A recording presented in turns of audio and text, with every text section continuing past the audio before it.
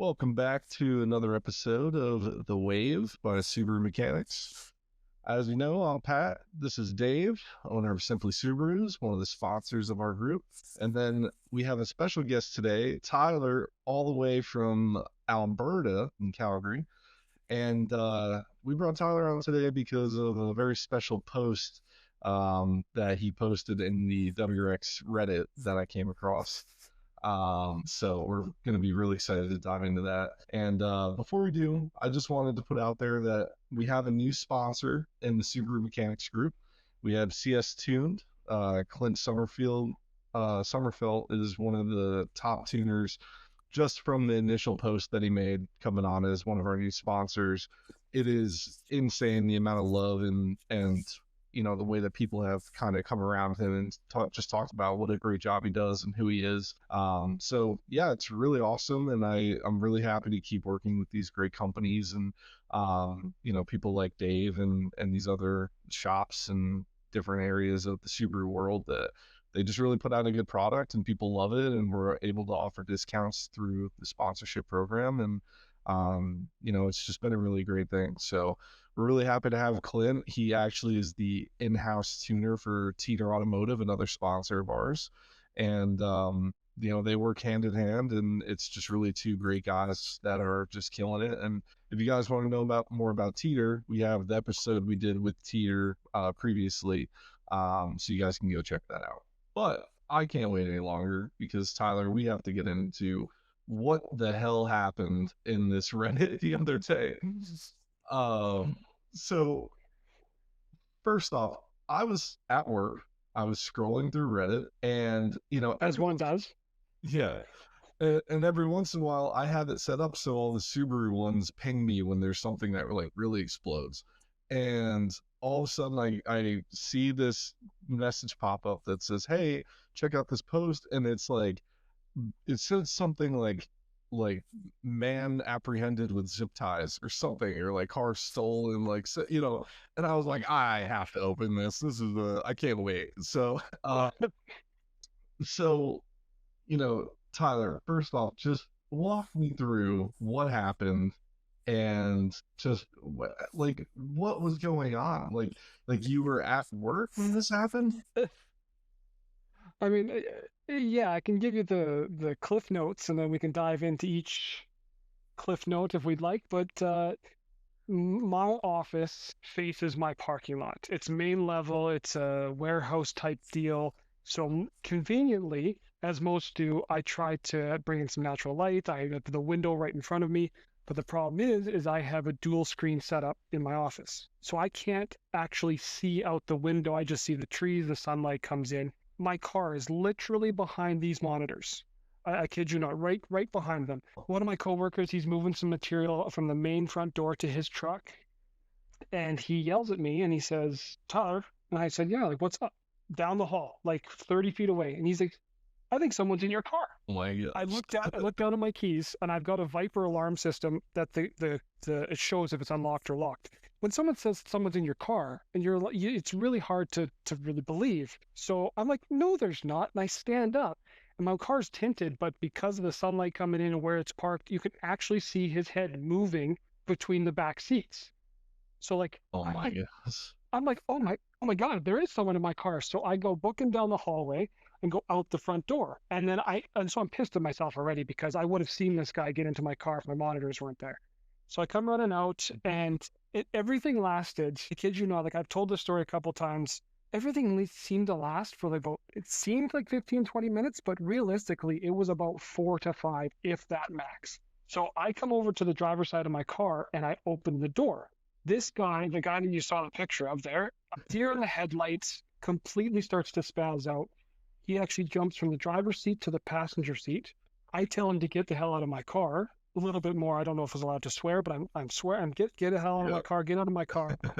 And he's screaming at me. Well, the guy, my coworker that saw him, he's like 6'5", 280. He's a guy that you don't like. He's a big boy. We got out. So after he comes around the corner and he sees the guy on the car as well, he shouts out to try to scare him, "I'm going to go get my gun." Oh my There's no gun.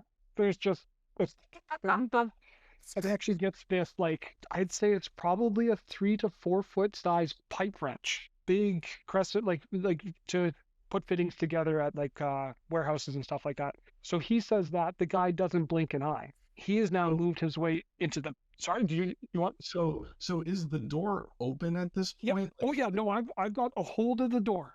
The guy is. I really wish I could like put an animation on the screen, or I was wearing those meta glasses. That would have been. We've got someone for the animations. Don't worry. Your discussion's perfect. Okay, so I got my hand on the front door. He is now over top of my, and in all of this instance, I'm actually seeing what he's done to my car. He's ripped down the dash. I don't see the Allen key in the ignition. I just see the dash. I see things are thrown about the car. Jumps into the passenger seat, jumps into the back seat. I then open the back door and jump in to grab his feet. He starts kicking me to get out of there. He jumps. I've never seen someone move so quick in a small compact car. He was in the passenger seat, the back seat, the passenger seat, the driver's seat. Like, he was all over the place. So my coworker comes back and he's like, and I'm like, you just stay there. So I'm in the car trying to pull him out. He's not coming. He's kicking. He's fighting. Jumps to the front seat. And at that point, I believe he starts screaming, I'm going to get my knife. Where's my knife? I'm going to fuck you up with my knife. Bleep me out if I'm not allowed to swear. So Yeah, no, You're fine. that's what he's yelling. The panic in me thinks, well, I don't have a knife in the car. I carry a small pocket knife that I got from a groomsman. It's always on me, but it's not in the car. But then I thought, well, this crazy son of a bitch brought a knife. The funny thing is he's jumped to the back seat and he's opened the back rear seats. And I'm like, well, there's no knife back there. But he's thrown some of my belongings. As I got the seats open, I can see that some of my belongings that were in the back seat are now in my trunk. I have no idea at this point how long this guy was in my car. It could have been 2 minutes, could have been 5 minutes. Again, like I said, I'm sitting here staring at my screens, not knowing that he's in there. First of all, I have no idea how the hell he got in the car because the Viper alarm felt that it was locked. But I think the back door. I was going to ask you. Sorry, did it still say it was? I mean, when you walked up, you said you opened the door. It was unlocked. You have to press unlock. I pressed unlock, not knowing, because it was locked. I just kept hitting unlock because he kept closing the door when I first initially opened the door. And he started jumping. But the Viper alarm never went off. No, and so that's why I think that possibly one of my rear back doors was unlocked and he jimmied and jammed because there was some scratching that was not there prior on the back door. So I don't know, maybe the window was down because I have the rain guards. I have no idea how this guy got in my car. The alarm didn't go off until further on in the story that I'll get to. He starts screaming for his knife. So now immediately I think, okay, this guy's got a knife. If I could go back and be in my own head and back then, not knowing he didn't have a knife, I'd have just jumped in that car and started beating the crap out of him. But he's got a knife, so I distanced myself a little bit.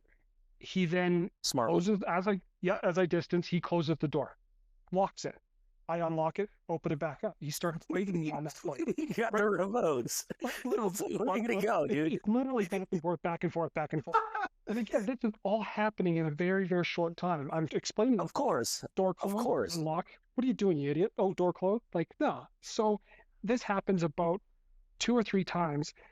And then as I open up this door, he's got something in his hand. Well, it's clearly a vape. It's not a knife. He's just doing this. At that point, he's now put back onto the passenger seat, and he's got my seats are folded right down. So my driver's is a power, the passenger is a manual. So he's laid the passenger seat right down. Well, that's just for hatchback or sedan? No, it's a sedan. It's a 2015. So they only came in a sedan. What are you going into the trunk?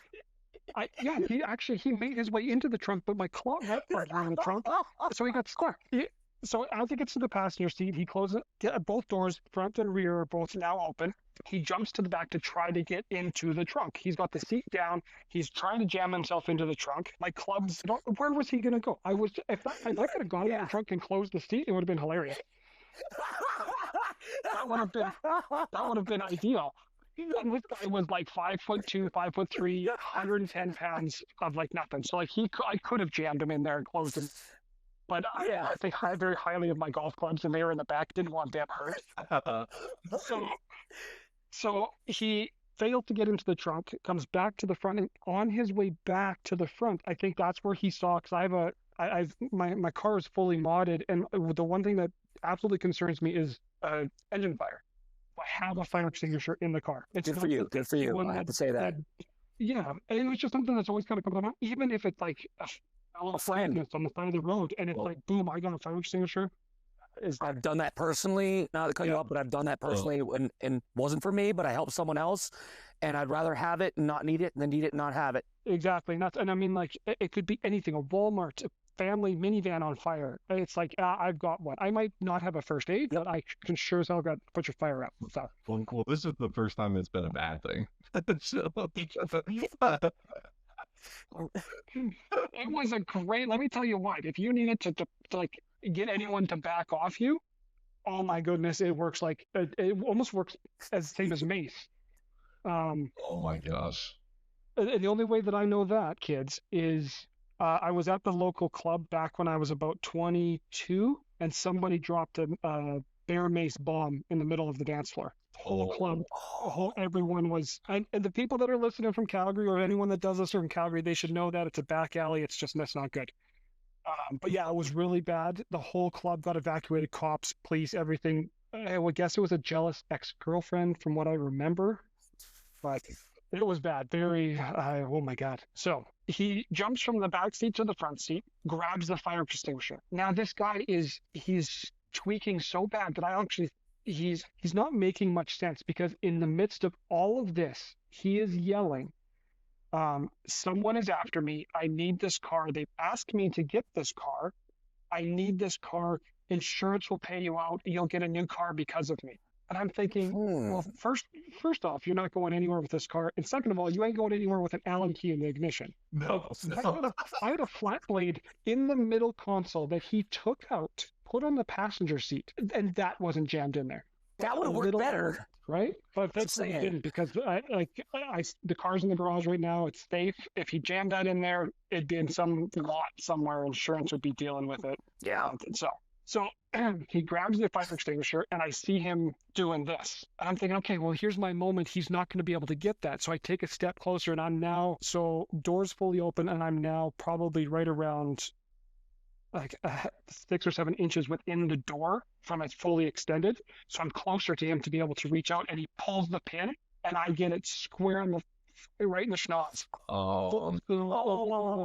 And it was just, and I saw immediately as he pointed it, my inner thought was, I can withstand this. I've seen enough John Wick movies or shit like that. I can withstand this. So I hold my breath, and I turn away, and he keeps hitting me. And then as I kind of like step through, I step in, and sadly enough, I take a breath. And it was like all of the moisture had been sucked out of the air. And it pulls the oxygen out. Yep. I crumbled to the ground, and he closes the door.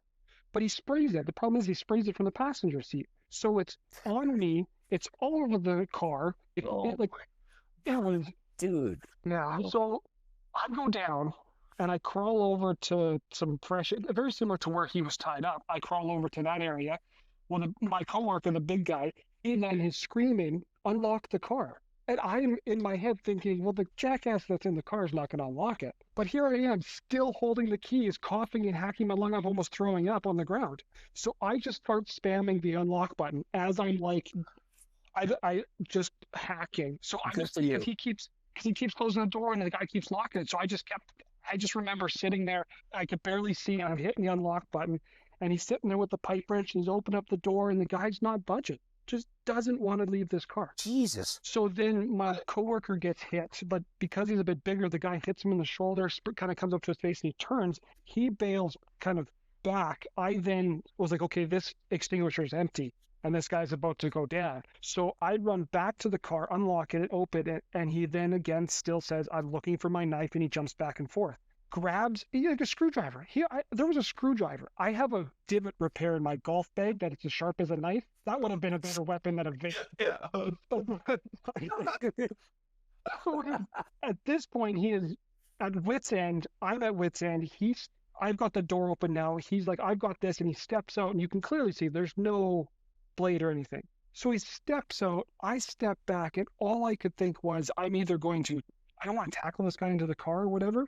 But I just step back, and I I just kind of I could still kind of not really see, and I just remember, and I literally I felt, I don't know what I felt, whether it was here or here, but like I felt like I connected on something, and he just spun. And I came here onto my door, kind of turned as I swung, I was into the door. He spun, and then he stumbled, and he was like, "I'm so sorry." And then he started to kind of like, it was really weird. He started to kind of like foam from the mouth a little bit. So at that point, I like turned and ran at him, and my coworker just, I like, sweep the leg, Johnny, sweep the leg. Yeah. That's what he did as I tackled him. So this guy went ass over tea kettle with me on top of him, right into the ground. And at that point, like I heard the life leave his body. Like it was me landing on him. It was, so at that point he's on the ground and he is not putting up a fight. So like there's lots of comments where I would have broke his ribs, I would have snapped his fingers. And at that point in time, if this guy was coherent, like me and you, and you went to steal my car and you were fighting me tooth and nail, I probably would have kicked you in the ribs a couple times just to get you to cooperate. But this guy at that point was just done. So we roll him over. I then put him into like a Walls of Jericho pose, both legs up, twisted behind his back. My coworker's on his back. Another coworker's on with 911. Funny story about that. He phones 911 and they put him on hold. So he hangs up because he's got a zip tie. So he runs to get some zip ties. I'm still holding his legs. This guy's screaming. Coworker is like on his back. He comes running out with the zip ties. And coworker's like, "Yeah, you're good, you got him." And so I stand up and I put my foot on his shoulder blades, and I've still got his feet like bent up behind. Scorpion. Yeah. So they grab his arms, we wrap his arms up. There wasn't enough to do both legs, so I just bent one leg back. We tied a zip tie around his ankle, and then tied a zip tie within that zip tie, and then went to his hands, and then just tightened everything down so he was like completely like bent. And You're done. You're done. So zip tie accomplished. 911 and the meets has phoned my coworker back, and they said, "Oh, he's sitting there screaming like this guy was just trying to break into the car," and you can hear the operator saying, "Well, okay, like which way did he go?" And he says, "No, we've got him tied up." So apparently that was the big no-no, because like at that moment, I swear I heard sirens, and 4 or 5 cop cars showed up within 30 seconds. God forbid we let this guy walk down the street. They would have been like, "Oh, let's take a statement. Which way did he go?" But because we had him apprehended. Yep, they're like, "We're here." Exactly. So after all the excitement happens and he's laying on the ground, he's foaming from the mouth, and he's like, "I need water," and he's tweaking. At this point, he's crashing hard. He's like, I need water. Like, I'm gonna die. So being humans, my coworker goes and gets him a bottle of water. Good for you but guys. Also still being human, it's not a reference a lot of people get, but have you guys seen the movie The Rundown with The Rock and Sean William Scott? No. It's an older movie from like 2006. I think I have. Yeah, it's been a long time. There's a moment, and the only reason this came up was I had actually watched this movie the weekend before it happened because the girlfriend had never seen it. There's a moment in the movie, the guy's handcuffed with his hands behind the back and he has to pee. And he asks The Rock to unzip him. And he says, "Hell no, I'm not doing that." And he said, "I don't want to pee on myself." So he unzips him and he does his business. This guy is saying to me, "I have to pee. Can you pull down my pants? I have to pee. I don't want to pee on myself." It's the most coherent words that he is saying. Wow. The whole thing. And he's rolling onto his side, his back. Well, being slightly petty, I keep kicking him over onto his belly and told him just to piss his pants. I said, "Just go, just go." And he's like, "No." He said, "I don't want to do that." So I eventually, because he kept rolling over, I had to, I don't know what pose is, Captain Morgan, put one leg on his ass and just rest it there so he didn't roll over. And I would assume that he eventually did end up peeing himself, but I don't really know. Yes. Wow. So, oh my gosh. So your work must have been watching this whole thing. Like, what is happening right now? You would. So the warehouse I'm in is new to the company, so there's only I'm the manager, and then I have a second in command below me, and the one guy that helped, they're in sales, so they're not always there. So the plant is actually just me and another gentleman, and it's not manned all the time. But the businesses that are attached to the building further down, they ended up, after the cops showed up with the sirens and everything, they ended up coming out. And like you guys witnessing the picture, they came out and saw a guy hogtied and a car with its doors wide open in the middle of the parking lot, thinking, what the hell just happened?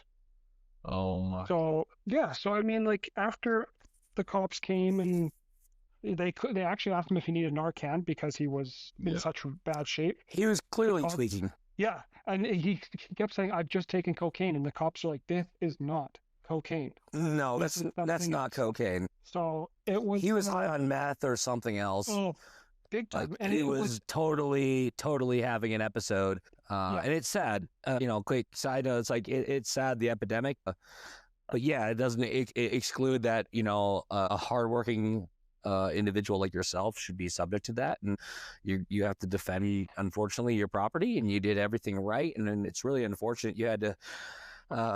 Luckily, you didn't get mace, so to speak. I just know from years ago, when we were kids playing around, we found a little can of mace, and one of the friends sprayed it, unfortunately, into the wind, and so we all got a little taste. I'm gonna tell you.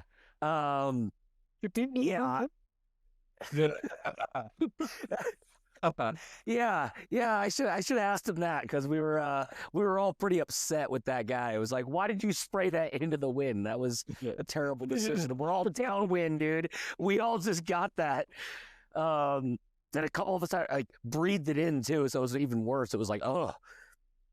But I luckily, and not to say I've been fire extinguished, so to speak, but I feel like it's probably marginally a little bit better than getting maced to the face, in terms of long-term ramifications. I would 100% agree. I mean, like, you see those videos where it's like the cops during training, they have to get tasered and maced, and it's like, I can't, like, I was okay to go. Like, the paramedics came and assessed him and actually took him away, and the cops said, like, sure. So they came over, and I said, I'm actually feeling fine. And they said, if any irritation, take these steps. But yeah, eyes, nose, throat, anything. Like, after about 3 minutes, I was fine. I can't imagine feeling that after mace. Like, usually mace, you're down for quite some time. So I mean, imagine he maced the whole inside of the car. That would be a jeez. Oh, yeah, good point. Good point. That would have been a really, really expensive detail. I was gonna say that would have been just a full like upholstery, everything, new seats, just replace the whole interior. Yeah, good point. Burn the car down. Luckily, you can usually get interiors for used pretty cheap. It's not too bad. Well, that's the thing. So this is a 2015 WRX. I'm second owner, and I've done a full STI interior swap on it. And it's like, because the WRX interior for these cars are so boring. So I went Recaro seats, the center console, everything light like that. Everything is just and it just makes it more, because Subarus aren't known for their or the WRXs aren't known for their lavishness, the comfortability, refinement. Yeah.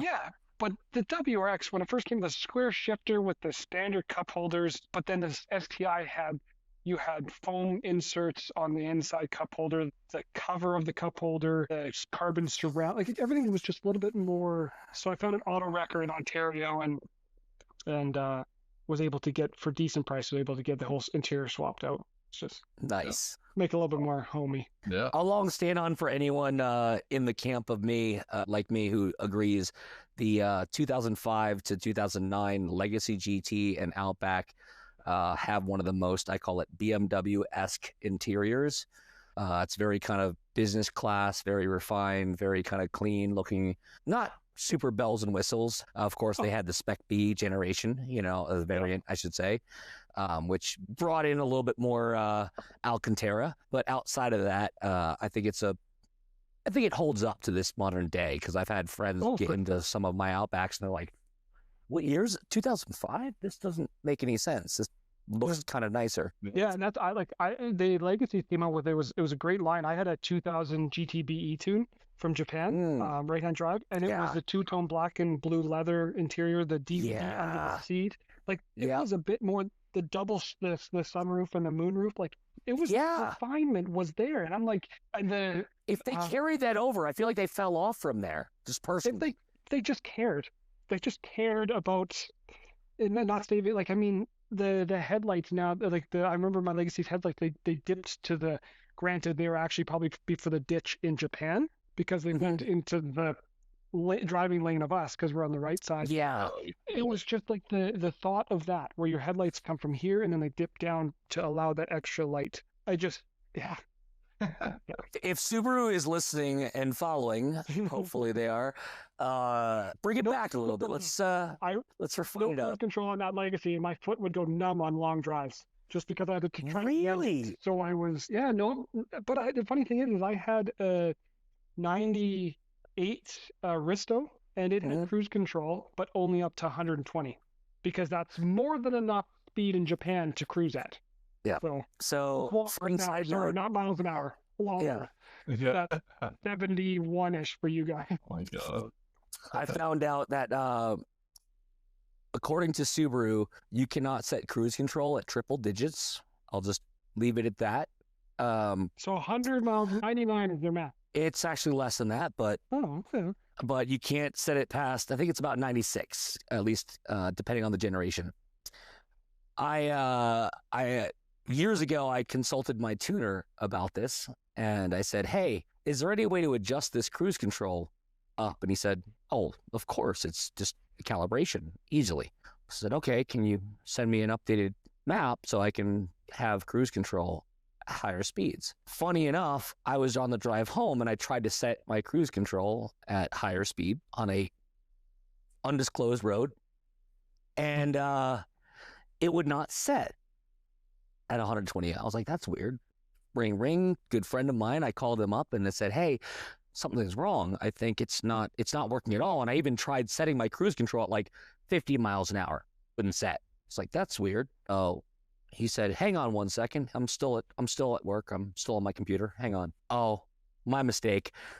I accidentally adjusted the minimum threshold to 200 miles an hour instead of the maximum threshold at 200 miles an hour. Just do me a quick favor and confirm that it will set at 200 miles an hour, and then I'll send you a readjustment map. Yeah, as long as you pay for your bill. Yeah. Oh, well, my car can't hit 200 miles an hour. And shortly after, I get a text message that check your inbox, and thusly I have a cruise control that can set up to 200 miles an hour. Now, the car can do it, but... Yeah. That is very adjustable. Going is the thing. I don't hit a wall when I keep pressing that up button. It just keeps going. Keep going, huh? That's all right.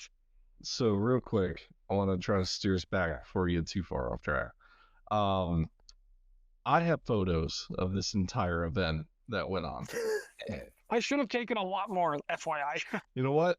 What we got is perfect, and I'm just going to throw those on the screen here. So this is Tyler's car. It is a beautiful dark blue. Obviously, it's a I think you said a 15 or what year? 2015. 2015. Super nice car, beautiful, definitely ripe for the picking of being stolen. And you know, I think that it's fairly obvious that this guy. Okay, so exactly. So on that photo, you can see that he actually, for whatever reason, ripped my carpet off the wall. My super sexy sex light there, or depending on what age you are, that's been ripped off the bottom. That yellow, that's a hat that's been absolutely crushed, and it was brand new. My friend actually just gave it to me the day before. Aww. But it actually. You can see the infamous fire extinguisher. Yep. Yeah, empty. So he everything in this car that's been moved has been moved by him. So the glove box was actually open. All of my stuff was out of it. That there's my insurance holder. See, there's a screwdriver. You can actually see the screwdriver on the passenger seat there. Right here. Yeah, there's two of them actually. Just to the left there as well. There's the blade of one. Yep, that's right there. He's ripped the plastic off the side there down by the footwell. All of this stuff was actually in between my seats as well. That's a inside window cleaner for glass, the blue rag there. Yeah, like I keep my car pretty clean. I'm not like food and drink anal, but I have dogs, so I consistently vacuum it and take care of it. So he dropped the You have to. dash. Yeah, he dropped the dash, and apparently he thought he was going to cut some wires and whatever Hollywood bullshit that he was going to do. He didn't even get to the ignition cylinder. Yeah. So Allen I like key the Allen in key. ignition by about it's Brilliant. in there about half an inch. It's not in there a lot. Yeah. This is just a jarring photo. Like, this is just absolutely crazy. The dash is covered in the fire extinguisher. There's an Allen key stuffed in here. The dash is ripped apart. Like, it's just crazy. But here's the irony: to get the rest of that dashboard, that lower part out, you need a 10 millimeter, and I guarantee he didn't have one. All of those things. Oh my god. Yeah. Okay. So get this, guys. This is where my I don't call my access port, whatever the anxiety report, whatever they call it. Yep. That just usually sits in my ashtray because I had double-sided tape on that blank switch area, and during the heat, it just melted off. So I literally a couple weeks ago, I just took it, slid it in my thing. To a point, I honestly think he thought, I'm going to drop the dash, cut the wires, steal it, James Dean style, whatever.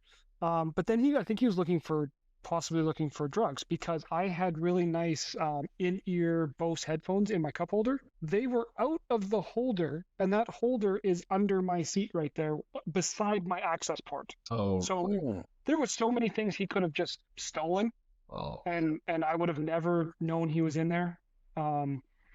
But yeah, so the access ports, nothing was missing. Headphones, golf clubs, access ports, sunglasses, 2 pairs of sunglasses in that car. You got that. So yeah, Love the steering wheel. Yeah. Yeah, so the carbon wheel I just actually put on, but the STI logo on the back, this was originally, I hated my WRX wheel was starting to peel and kind of wear down. So within the STI seats, and the guy that got me all of those parts, he had an STI wheel that had 2,000 kilometers use on it. So I had that, felt really good. Just put this carbon wheel on last week, but the STI wheel came with that the bottom piece there that you see. Oh, I see. But yeah, so the whole car, that's it. I wish that was glare. That is all white. It looked like I left this at a junkyard and left the windows open. It's just crazy. You can actually see where those are drying towels. So the drying towels were on the seat, so the seat didn't get hit. He sat on that hat. That was my dog hat.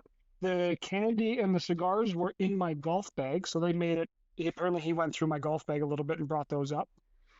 And yeah, paper towel. But this is me kind of taking pictures after the whole ordeal. So I moved things back, the seat. So those were on my back seat. I just bought those. I went to the mall with the girlfriend over the weekend. Found those in the store. Fell in love with them. Left in the bag on my back seat, and that's how I found them. The like I said in my the Reddit post. Yeah. This box was soaking wet, and I don't know what from. He was horrifically sweaty. So I don't know if I really don't know. I wish I could had an explanation, but this was wet. It was tore apart in multiple pieces, but the shoes were unscathed. So he was looking for something. So maybe a spare set of keys, maybe drugs. I don't know. I think he was just overly high on drugs and just rummaging, as they say. Yeah. Well, I was laughing because on the Reddit post, everybody was like, "Those shoes are so fresh," and then you were like, "Yeah, it looked like a dog or a raccoon ripped the box apart." Yeah, the one guy, did you keep the shoes? And I'm like, well, fuck yeah, they're mine. Yeah. No, now they're evidence. No, hell no. The cops came and everything was like, oh, what on his person is what he had. Everything else, they didn't even come. They didn't take pictures. I had to do a statement via email. Well, it's all going to be through insurance. That's at the end of the day. Unfortunately, the cops don't care about these type of things to a sense. Yeah, I thought that they might take my information and be like, hey, yo, this is what we're dealing with, or do you want to press charges on him? But they said that they have him for felony assault with a fire extinguisher. And they said that the reason why replayed the knife situation in my head was because if he came at me with a knife, it was a whole different set of charges, and we would have gone to court. And I was like, I can't tell you. So I searched the car to bottom top when the cops were there. No sign of a knife.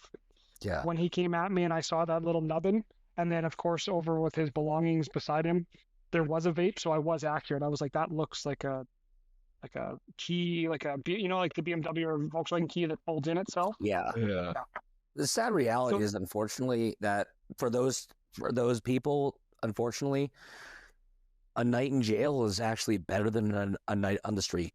That's the grim reality. And funny that you say that, because I don't think he spent a night in jail, because that white Audi back there is his car.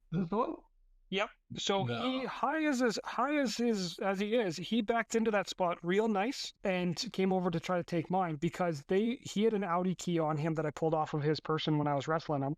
No way. Didn't think anything of it, but the cops, they took it, they unlocked it, they went over, they got his wallet, they got his ID, and really, came over and confirmed with him. So funny story about that is when everything, the smoke clear, or the fire extinguisher gas clear and everything, and the day calmed down, I went over to that car. It was locked, but it looks like he's been living in it. It's disgusting on the inside. It's full of crap. But when they pulled his ID out of his wallet, they dropped, in Canada, we have, in the States, do you guys have a card, like a hard card that shows your social insurance number? Or your... No, they're like paper normally. Okay, so no, Alberta, yeah. So we just have a registration. Yeah, so we have a card that I usually keep it in my passport, something like that. It's like my SIN number. It was on the ground, so it must have fallen out of his wallet, and it was on the ground. So I pick it up, and I'm like, I get his name, and I have his social insurance number. I'm like, huh. And then I look inside the car, and the cops, of course, they're getting what they want and leaving it. I look down, and there's his insurance with his home address and his name matching his social insurance card that I have. So right there, I have his home address, his name, and his social. Like, I know who he is, where he lives. I just don't know if he's truly living there anymore. I'm actually meant to drive by this weekend. Yeah. I mean, it's good that you got your hands on that in case you have to go through insurance. I mean, you have to suppose so. Yeah, but the thing is his insurance expired the end of May, so maybe his living situation, he doesn't have a house anymore, so I don't really know, but so yeah, I've got all that information, but yeah, that is almost, I think, about 2 or 3 minutes after we tied him up, and he had, like I said, in the Reddit post, he had cash on him that I didn't want, that was wet. He was wet. He was just a disgusting human. But he had a phone that was dead, because I tried to see if maybe it had a picture. I don't know, maybe some people that have families that are trying to get back to them, they have them as their background or something. I don't know, but the phone was dead. He had some cash on him, a headlamp, his keys to this Audi. So what I said about the cops thing is that he was given 72 hours to move the car, because it wasn't a vehicle crime, and that car's parked in a parking lot. Cops can't tow it. So they said, yeah, 72 hours. If it's not gone, then you call us back. We'll come and tow it. Mm-hmm. I said, okay, no problem. It was gone the next morning at 7:45. Yeah. So I don't know if someone else. Do you guys have security cameras? No, this is a building that we've actually. That's a great photo. We've leased for our business. I got you. Yeah.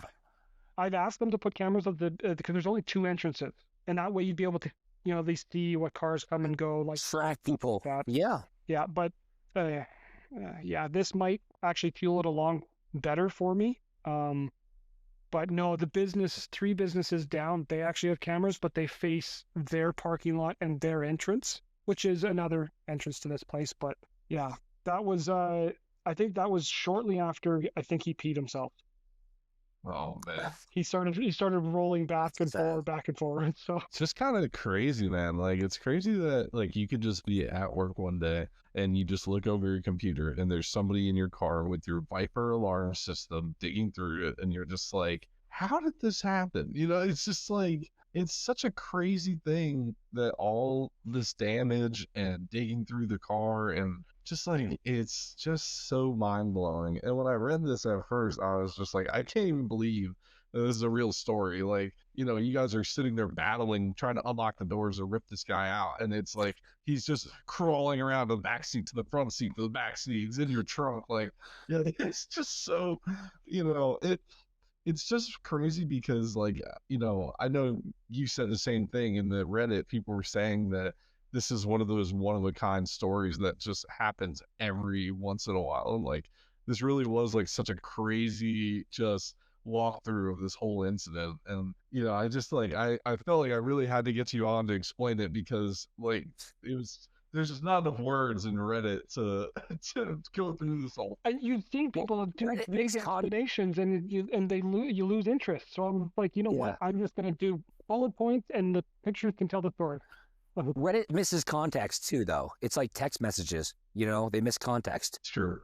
Yeah. But yeah, man, this is like so insane. I really appreciate you sharing this and like going through all this because it's just such a wild topic and such a wild thing.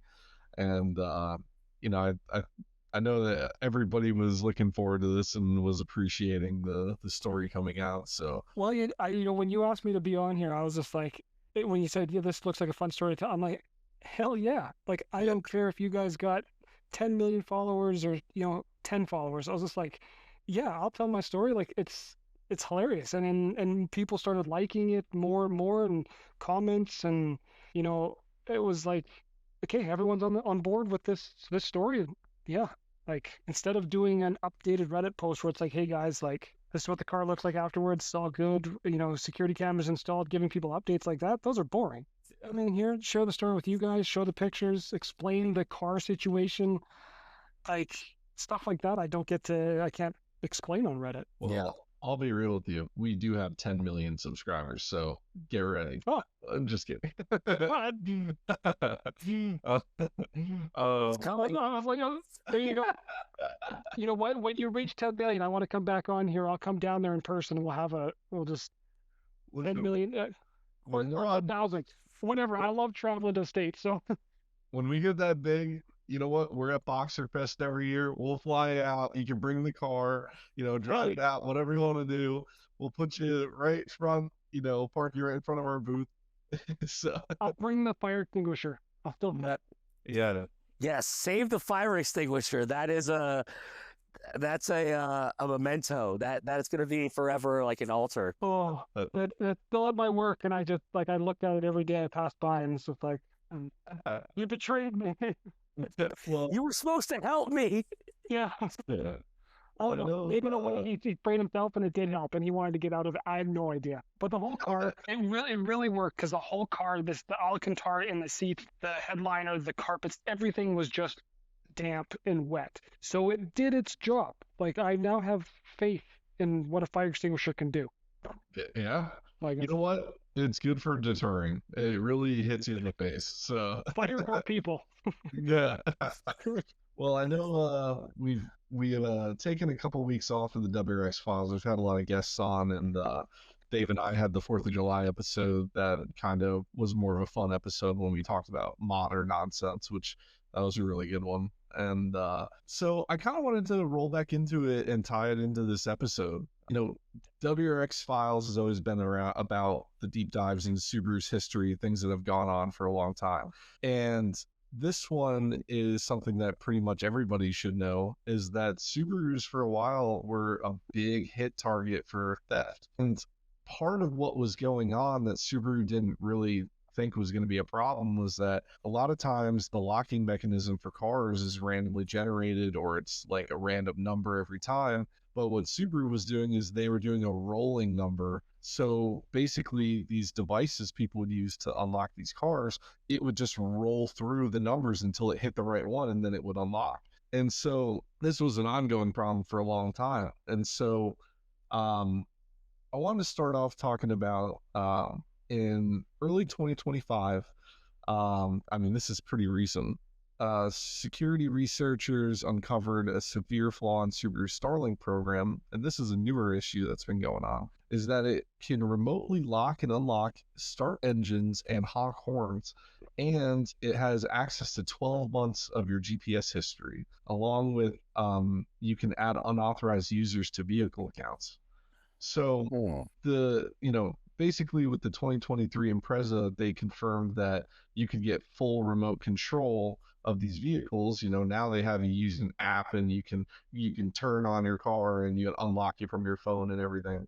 And so this seemed like a really big issue, is that people can have access to your car remotely. So, as we go back in time, this has been a recurring issue. They had a lot of key fob attacks, which is what I was just talking about, from 2004 to 2011. The Imprezas, the Legacy, the Forester, the Outback, and the Baja, especially ones that run on canola oil, they rely on a rolling code key. And so they were not random. It was something that, the hackers were able to figure out. And the worst part is that this is still a problem, because the devices used to unlock these cars are $30. You can get them online, and it takes literally 5 minutes for you to roll up. And as long as you're on the right frequency with what the key fob would be, you can just roll through the numbers until it unlocks. Yep. Now, Tyler, I know this isn't what happened to you, as this guy pried his way into your car, but yours was a little bit of a rugged theft, I'd say. Yeah, old school.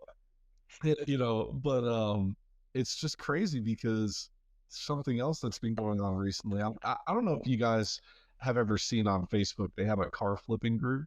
I don't know if either of you are in that group or have seen it, but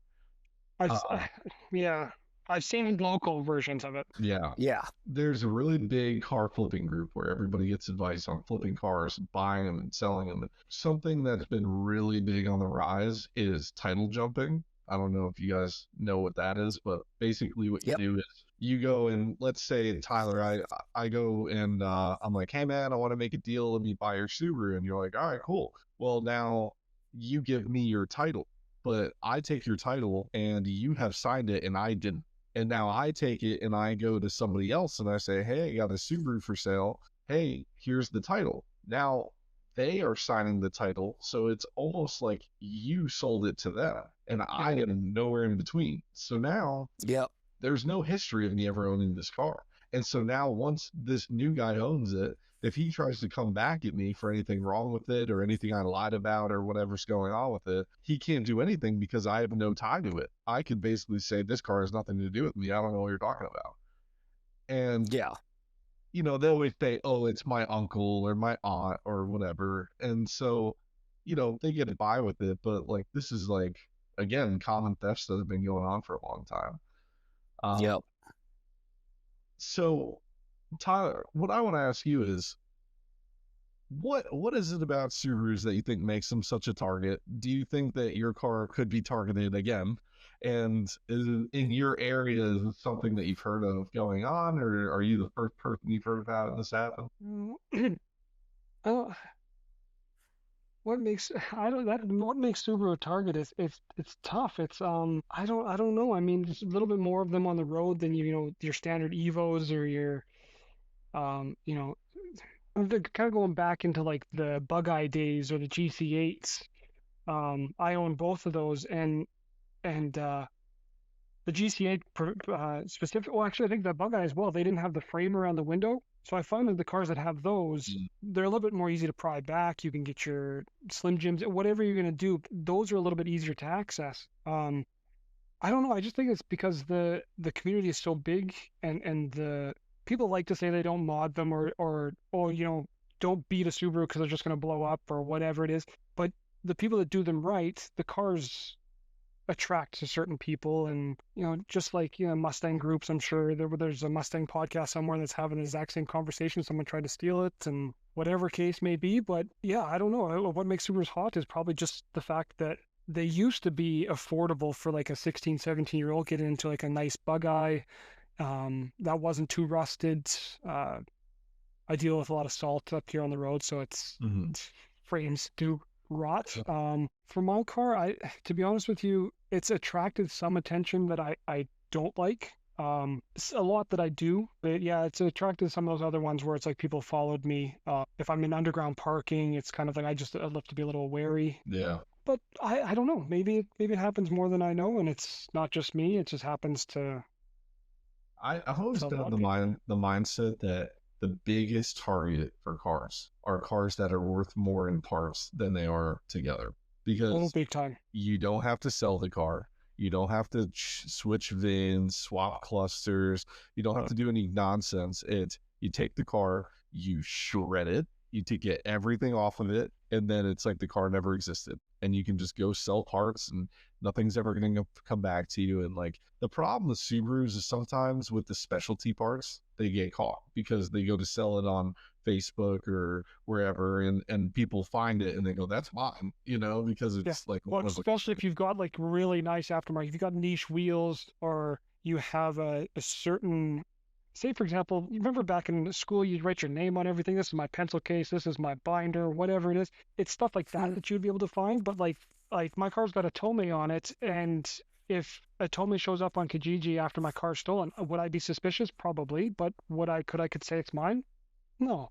Like, I mean, they're not sold very much up here, but they are still sold. That's how I found mine. So it is those things where, like you said, you pull the wheels, the brakes, the whole interior part, the hood, tons of people are looking for side skirts, trunk lids, hoods, anything like that. So yeah, would you be able to part the car out for what it's worth? It would take you some time, but for guys like that, if they steal a car and they can, the big brake kit up front is such and such, the wheels are such and such, all of a sudden they're 10, 15,000 up, and they've got this shell of a Subaru sitting there. Okay, come take it to the wrecker. Yeah. Like, And with all the STI parts and everything like that, like, oh, yeah.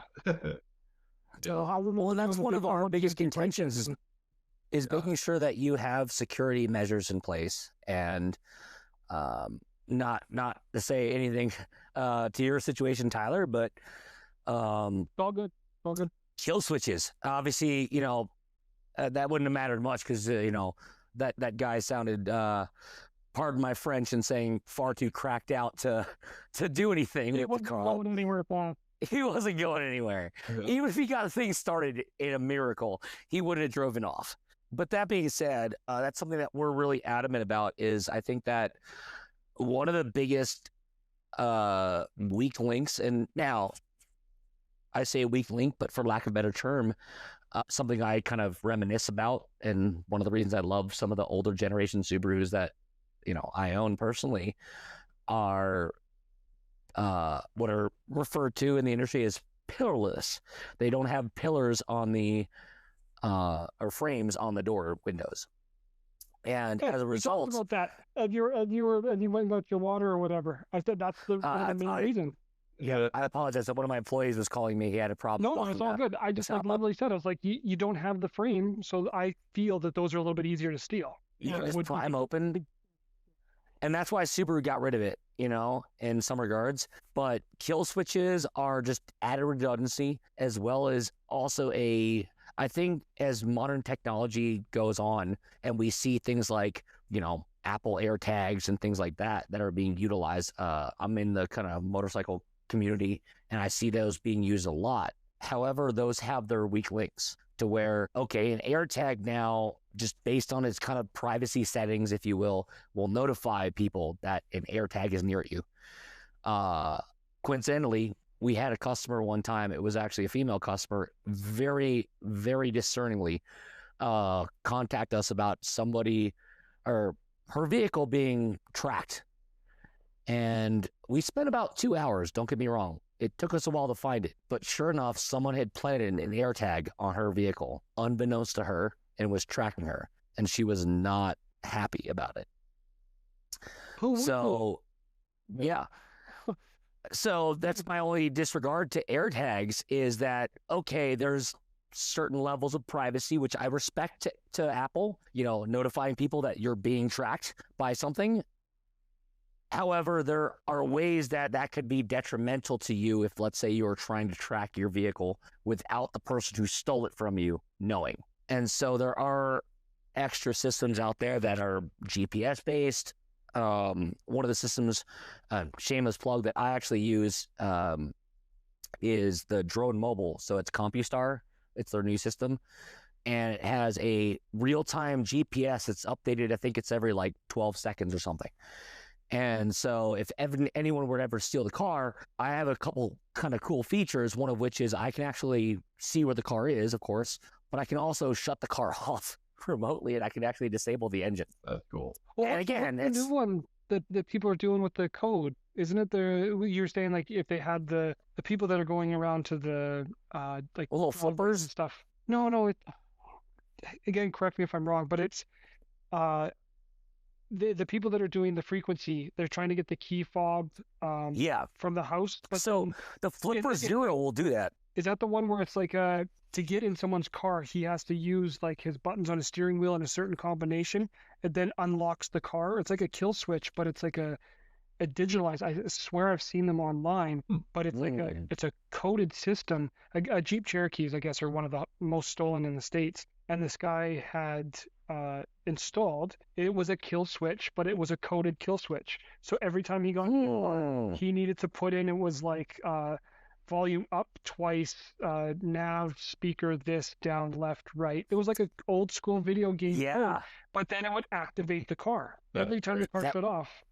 And it was like, I was like, that is cool. brilliant, but you shouldn't have to go to that measure. Like it's Well, and there's a famous saying, inevitably, if somebody wants to steal something bad enough, they're going to steal it. There's nothing you can do about it if they have enough technology. I've yet to, I would say famously, I've yet to explore the exploits, if you will, of certain systems, because I have a certain ethics code. That being said, I wouldn't be surprised if somebody with an SSM that was hacked, if you will, could not just remote access and unlock any Subaru and drive it away. I mean, I'd say any Subaru. I shouldn't say that, because it's long-standing kind of truth that the older you get, the harder it is to hack in a way. It's a little bit more manual. Now, for better or for worse, because you could just shove a screwdriver in the ignition and sometimes start some of those cars. But we're an Allen. You're good with that one. I'll be the first to tell you that doesn't work. It doesn't work. You said you're in the bike game, so it's similar to that. We're like, they truly wanted a bike. When I lived in Toronto, I had a Gixxer 1000, and it was actually stolen from out front of my house. I had the key and everything. It was parked between two cars, and what they would do is they snap the fork lock, run it down the street, and then lift it into the back of a truck, and then it's sold for part. Or just pull up. No, don't snap the fork lock. Pull up with 2-3 guys, depending on the weight of the bike, if they're strong enough, and just pick it up. Yeah, I just like in my mind, all I could think was 2 guys, truck, 1 guy maybe snaps the forks. But yeah, it was in front of the house stolen, and it was like bikes are so. 100%. It doesn't matter if you have a gold wing. You have enough dudes, that bike is up in the back of a truck and gone. Yep. Yep. Famously, one of my old automotive technology teachers, he had a Volkswagen Bug back in the day, and his students played a prank on him, and they just picked it up and moved across the park. Yeah, they moved it. They didn't hurt it, but they moved it to the other side of the parking lot, and they kind of, I call it early days of gaslighting somebody. He came out and he was like, I thought I put it over there, but now I was gonna say, and I got the key and everything. Like, what the? And nothing was wrong with it. That was before alarms and anything. But they literally just picked the whole Volkswagen Bug up and moved it. And years later, me and my friend, my fellow coworker years ago at a shop, we figured out on a alignment rack, we're like, I wonder if 2 of us can lift a Bug. And we actually lifted the front 2 wheels off the ground. Oh, man. So it really doesn't take much for an old Bug. Just saying. Well, I was going to say, Dave, I've had the experience of having to install all of these cat theft deterrents at our shop. Now they sell cat traps, cat cages. I've seen barbed wire. Like, crazy. Yeah. Well, the cat strap is the one I've seen the most of, because it's literally like You ever see those snap bracelets? You know, like the rectangular ones. Oh It, yeah.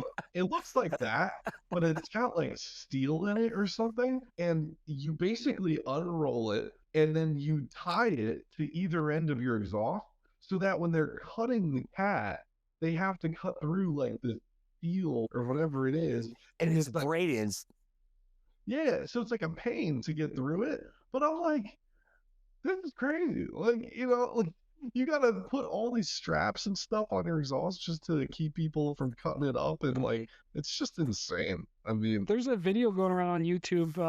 Guy was cutting, like you said, it's going to take a while to cut through that. But there was a video, guy ring camera cutting his cat off his truck right in his driveway. He comes out with a paintball gun and shoots the guys underneath the truck, and then chases I've them down seen the that street. one. So no, I support that. yeah, well, It's non-life threatening. It'll hurt though. If anyone here has been shot with a paintball, I have. Yep, Man, the yep, closer no you problem. get, the harder that shit hurts. yeah. Well, so Dave, I haven't told this story yet, but so my dad is a private investigator. I've been working with him for a long time. And so he goes to a lot of these conventions where there's all these people testing out theft security systems and all this other stuff. And so he actually went to one of these expos, and there was a guy there with a new Corvette, and they were testing the security system that they put in. And he was marketing it as cannot be stolen. And he was saying that nobody could ever steal this car. There's no way. It's impossible. And so my dad said, really? He goes, well, I know a guy. And he said he could be in this car in 15 minutes. And he was like, that's impossible. You can't do it. Not going to happen. And he goes, all right, are you going to be here tomorrow? And he's like, yeah. My dad goes, he gets his buddy from, you know, the inner city that he's friends with. And this guy is, you know, as they would say in the movies, has a particular set of skills. And, you know, he shows up and he just has this little device. And the guy's like, he's going to break in with that. And he goes, yeah. He goes, he's got a little screwdriver and he's got this thing. And he goes over, he pops the taillight, he short circuits the whole car, and then pops the door open, gets underneath it, hot wires it, has the car running in 15 minutes. And the guy was like, oh my God. Like, and I just was dying because I remember my dad coming home that day and he was like, got him. It's like they did not know what they got involved in. So I just thought that was hilarious. But like that's how crazy it is, dude. You could like with any security system, like there are people that know how to get around it. Like if anybody ever There's always a loophole. yeah, if you guys ever get a chance, they did a whole 60 minutes on basically the top hacker in the world. And it was this guy who knew how to make all these devices and stuff. And it is the craziest episode because he's literally like, if you step into a room with me, I could own you. I could own. Oh, I think I've seen that where he's like, I like give me 5 minutes, and he said I'll be able to know everything I. And she's like, I don't have social media. He said it doesn't matter. Yeah. And I think I've seen that. Like doesn't he hunt like people online or something like that? They're like bad people, like scammers and stuff like that. So they found him as a hacker, and after they arrested him and like got into it with him, you know, they realized that he was so good that he had outthought them on like every angle, and so they hired him, and now he's like the expert in the Well, catch me if you can in a moment. you know, it's crazy. And yeah, I just always remembered that because the guy interviewing him was in the room and he was like, I could literally own everything in your wallet right now. And the guy was like, this is getting scary. It's like, you know, Yeah, time out. yeah. But yeah, man. I mean, I think these topics are important to bring up anyway, because I think people, you know, just from working in this industry, people are not aware. You get in your car, right? You're thinking about where you're going and what's going on, and you don't see the guy down the street. You don't see the guy that's parked behind you for 3 hours waiting for you to get in your car. You're just blatantly ignoring all the signs. And that's how these things happen, you know? This guy in this Audi could have followed Tyler from his house to his work and then backed in nicely with the other cars.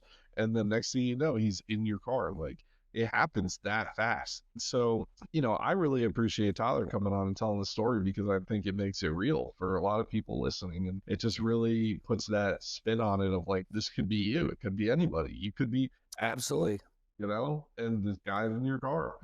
It's crazy. Well, As funny as it is in moments, it's funny in moments, but there's certain moments of comedy you can appreciate after the fact. Exactly. No other thing is like I had a good chuckle after it, but the cop was, when he came in, he talked to me about, we could have charged you with this, but we're not going to because you went up and beyond whatever the excuse he was giving me. And he's like, well, what if he did have a gun? And I was like, then I would have given him the keys.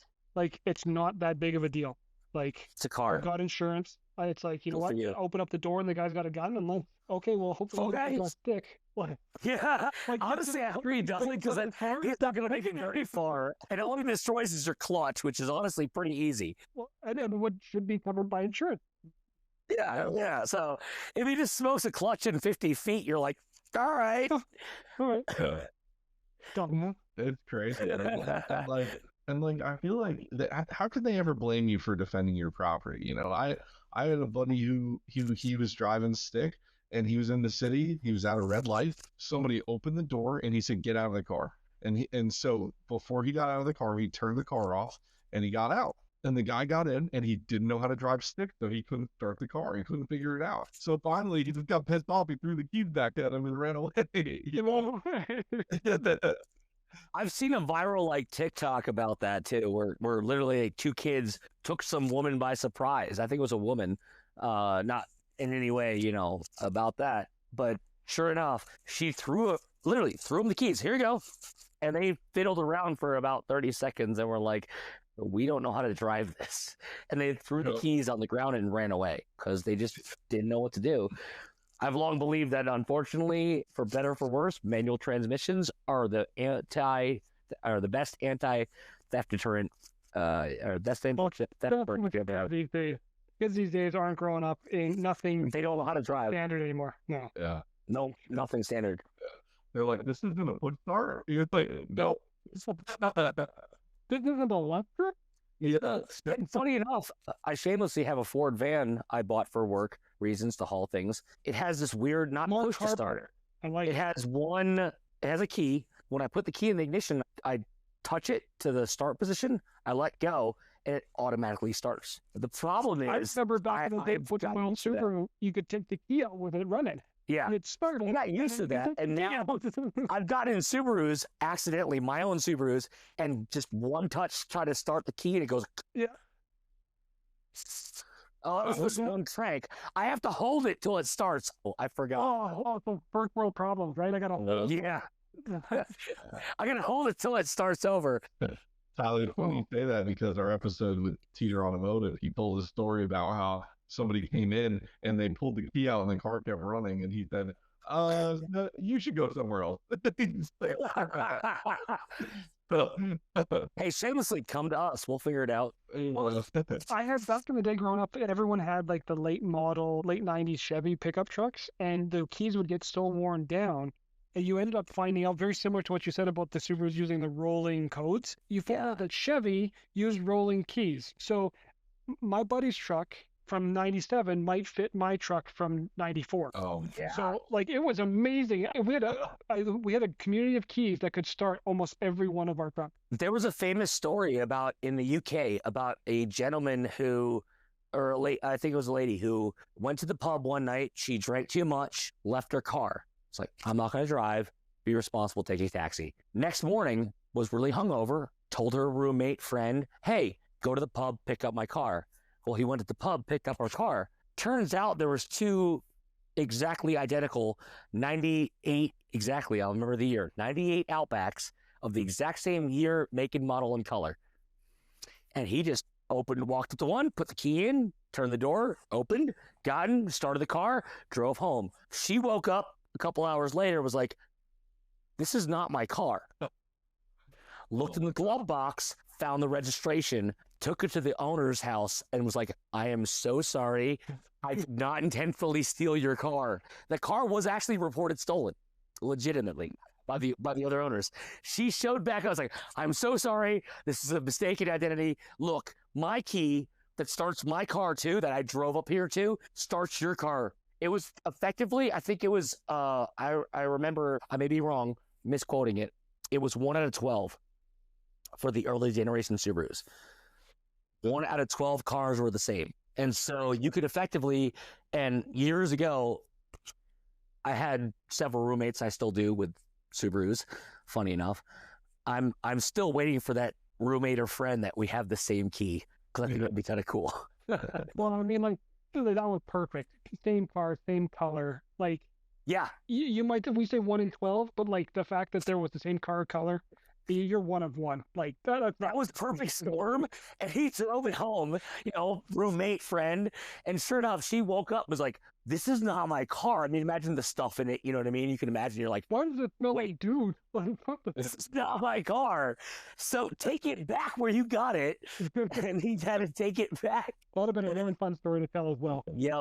Well, like I said, it really made like national like headlines, at least in the UK. It was so funny. And I remember, you can look this article up too. It was actually a true article where someone mistakenly stole the wrong person's Subaru unintentionally. They thought it was the other person's Subaru, and they just And apologies. Like, that would be very British.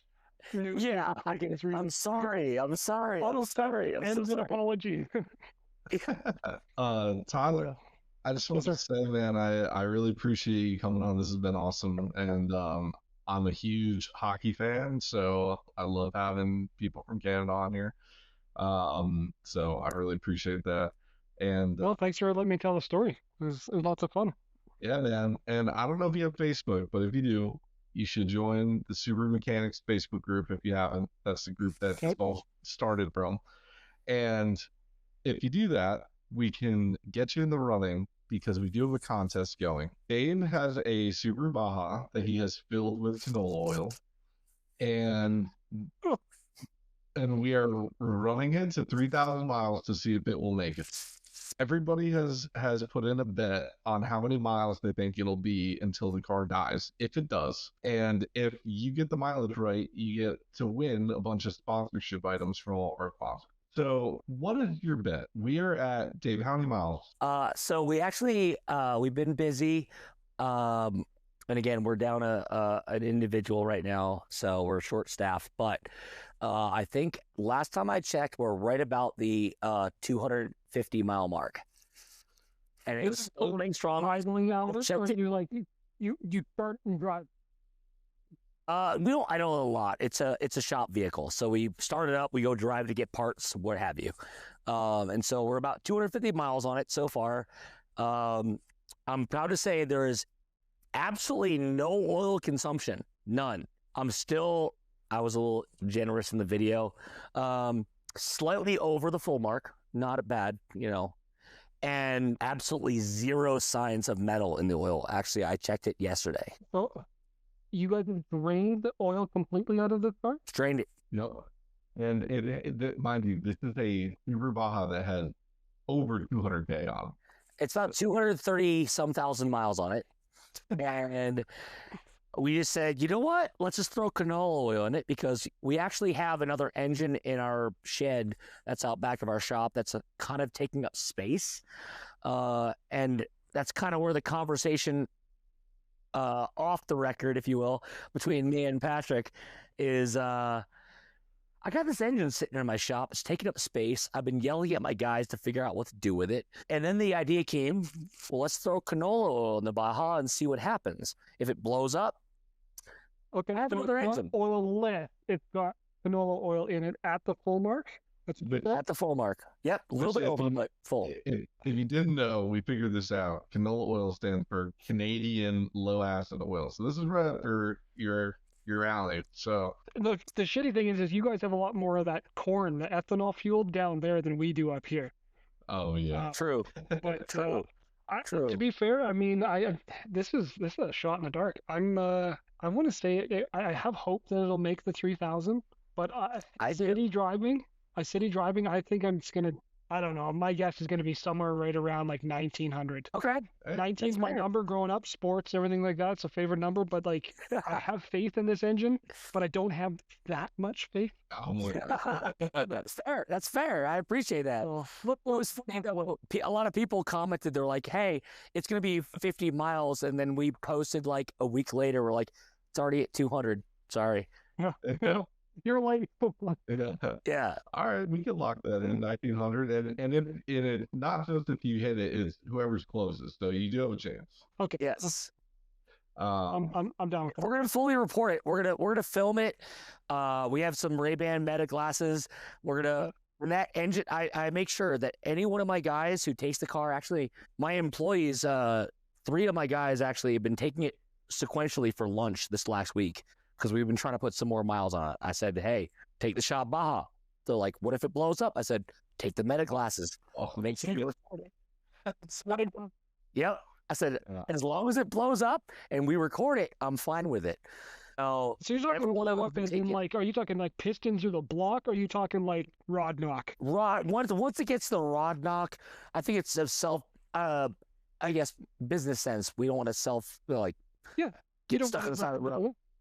Yeah. Okay. So once it starts rod knocking and audibly, clearly, we'll record it. We'll record it in the moment. One of my guys will sit there and press the button on the glasses and go, okay, I'm just driving it this mileage and this just started knocking. Here it is. I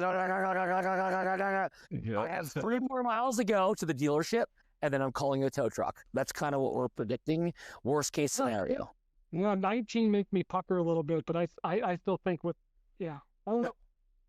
Well, She's been going strong since. Again, it's early days, and again, we're anticipating getting our missing employee back here in the next couple weeks. So once that happens, we're going to be putting a lot more miles on that thing. Trust me. I might. And I have to don't take a even know, couple like- trips up to Breckenridge. Does it get like? Is it better to drive it while it's cold? Like, what's the temperature like in Colorado? So right now it's about 95 degrees. So not really. So it doesn't matter. Fahrenheit. yeah, Yeah, you're cooking popcorn in that thing, kind of. Yeah. yeah. Ooh, that's a good idea, Tyler. I have to cook some popcorn on that engine. I'm gonna figure out how to do that. Throw some kernels down there. Yeah, I'm gonna tag you when we put some Jiffy Pop on the top of that engine, and Oh yeah, there you go. I love it. have been trying to convince Dave to let me fly out to Colorado and drive the Baja to Boxerfest so I can put it front and center at our booth, and that's in September, so it would be perfect. I just looked it up. We're It's talking- It's 1,742 miles. So you have to fly out there right now. Yeah, No more driving. Fly out there right now. Drive it over there, and then just leave it there. yeah, yeah. Yeah. we should totally do it. We're talking a lot about it on the back end. We're definitely we're planning something. Let's put it that way. One way or another, I will be at Boxerfest. Worst case scenario, if it's on the back of a tow truck in the Baja. Yeah. Now Boxerfest, it's over like Mount Vernon area in Washington. It's in York, Pennsylvania. Pennsylvania. Okay. Yeah, they have a bunch of events that they hold. They just had Wicked Big Meat. They always have. I think there's like a central, like a Chicago one. Yeah. So they're kind of all over. But because of our group, we basically get to go in as like a Facebook group, and basically they give us our own area with our own tent, and we get to kind of talk to everybody there. So it's really cool. Exclusive. And yeah, we're trying to do it other places too. So kind of in the works. So, but yeah, man, I just wanted to thank you again for coming on, and this was an awesome episode. I really appreciate this story and being able to walk through this Reddit post that went viral, and I just really thought it was Yeah. just so Lots of fun. I'm just glad it caught your guys' attention. yeah, man, and yeah, we'll definitely stay in touch, and maybe we'll get you back on in the future. So Sounds good to me. cool, man. All right, Cool. we will catch you next time. All right, guys. Later. See ya.